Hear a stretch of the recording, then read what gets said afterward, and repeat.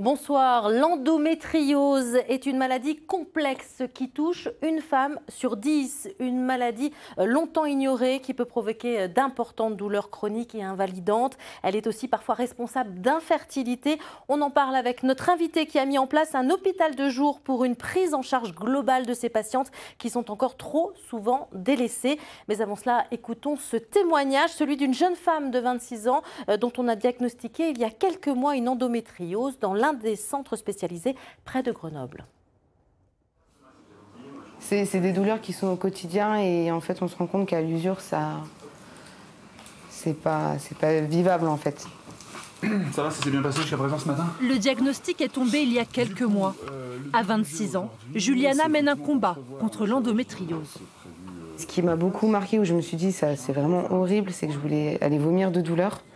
Et en fait j'avais tellement mal que je me mettais, j'avais mes bras par terre et je me laissais traîner l'arrière en fait parce que j'avais tellement mal. On est tellement à l'agonie que j'ai l'impression qu'il n'y a rien à part dormir. Je me suis dit dors parce qu'en fait tu peux rien faire, tu subis juste quoi.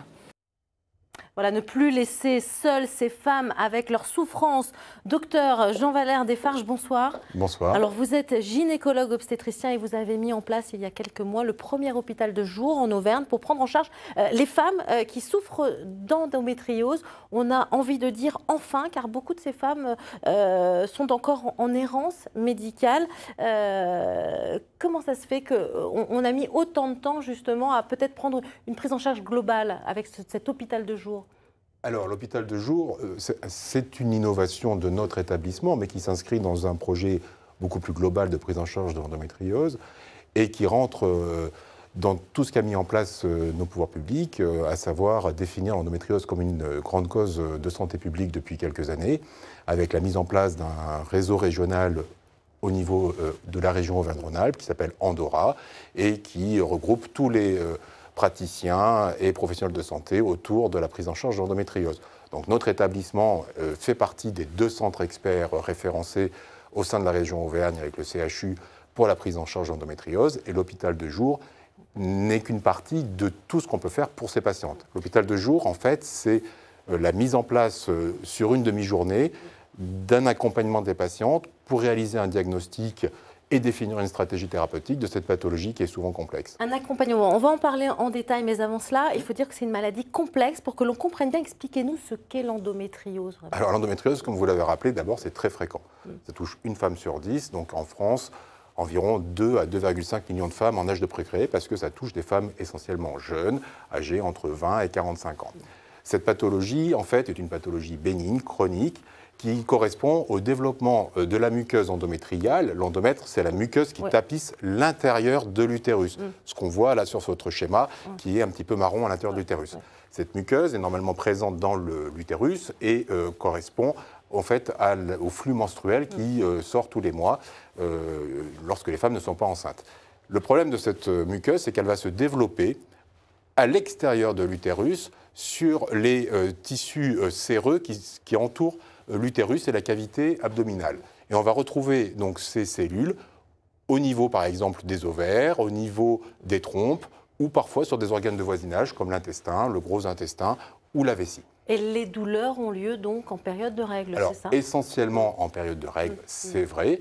Mais lorsque les phénomènes endométriosiques deviennent plus chroniques, plus importants, plus inflammatoires, elles peuvent être même permanentes et elles peuvent aussi s'accompagner de douleurs au moment des rapports sexuels. Justement, plusieurs symptômes au moment des rapports sexuels, beaucoup de douleurs, mais c'est complexe quand même à savoir qu'on souffre d'endométriose. Ah oui, parce que bon, forcément, toute règle douloureuse n'est pas de l'endométriose. Mais c'est vrai qu'on doit être alerté par des règles particulièrement douloureuses, notamment chez les jeunes filles qui sont déscolarisées au moment des règles ou chez des jeunes femmes qui ne peuvent plus aller travailler, donc avec un ressentiment social très important.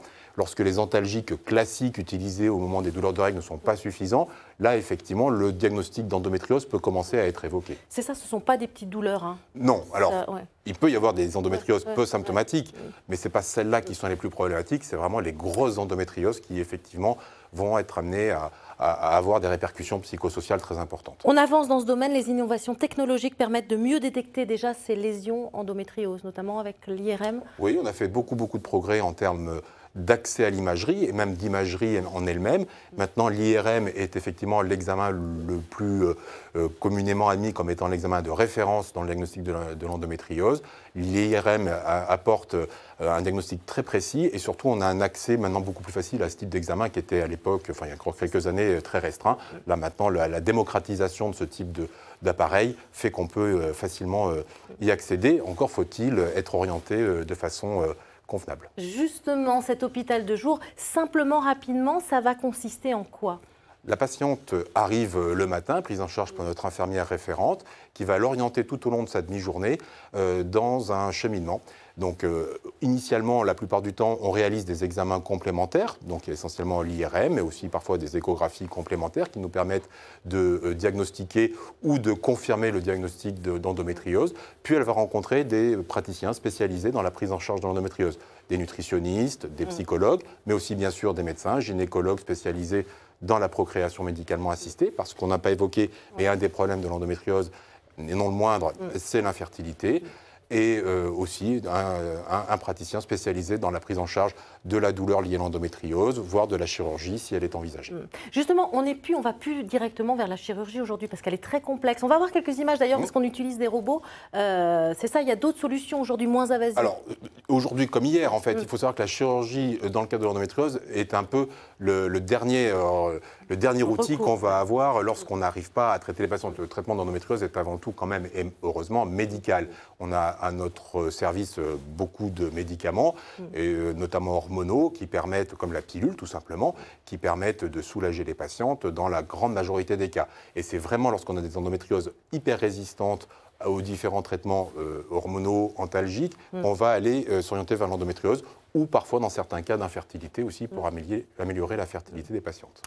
Autre innovation chez vos collègues au CHU de Clermont-Ferrand, l'utilisation de la cryothérapie, c'est-à-dire du froid contre l'endométriose pariétale. Ça, c'est vraiment très, très spécifique. Mais juste pour terminer, aujourd'hui, si l'endométriose est bien prise en charge, ça veut dire qu'on peut vivre normalement et avoir des enfants ? Alors, si elle est bien prise en amont, en charge. Effectivement, c'est tout l'enjeu de la prise en charge, c'est de la prendre bien en charge dès le départ. Par exemple, vous parliez de la fertilité, ça c'est très important. Maintenant, on a des techniques qui permettent de préserver la fertilité des patientes qui sont atteintes d'endométriose sévère, c'est-à-dire à des âges relativement jeunes, lorsqu'elles ont une bonne réserve ovocitaire, de leur conserver leur capacité de grossesse, notamment leur capacité d'avoir des ovocytes viables. Donc on peut préserver ces ovocytes, mais ça, faut-il encore le faire de façon précoce.